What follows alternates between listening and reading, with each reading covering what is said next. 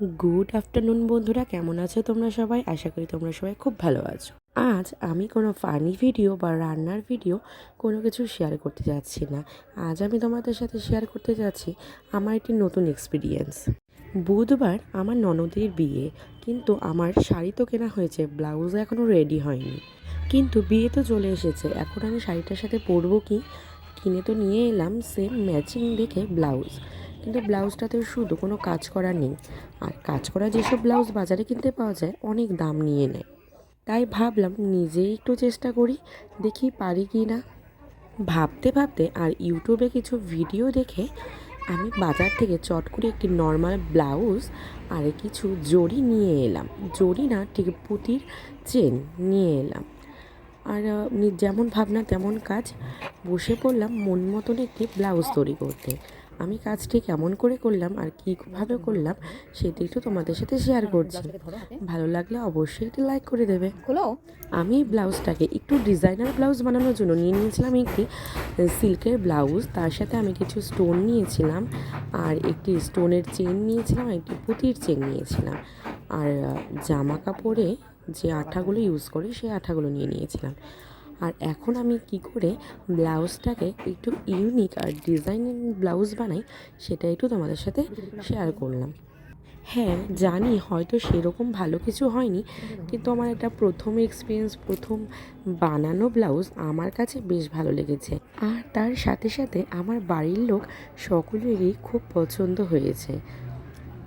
তোমরা এখন কমেন্ট করে জানাও আমার এই প্রথম নতুন হাতে করে দেওয়া ব্লাউজের ডিজাইনটা কেমন হয়েছে।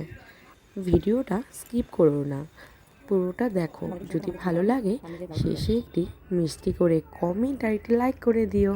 Tata, bye bye. তোমাদের ভালোবাসা পেলে এরকম আরও ব্লাউজ বানাতে আমি উৎসাহিত হব। হ্যাঁ, আমি ব্লাউজ হয়তো এরকম কিনেই পরতে পারতাম, কিন্তু নিজের হাতে বানানোর মজাটাই মনে হয় আলাদা।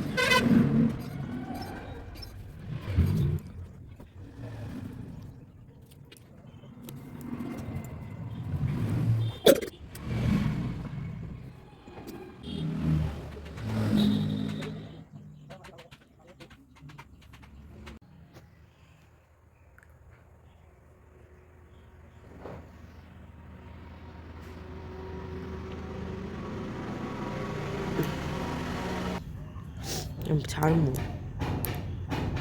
করতে থাক।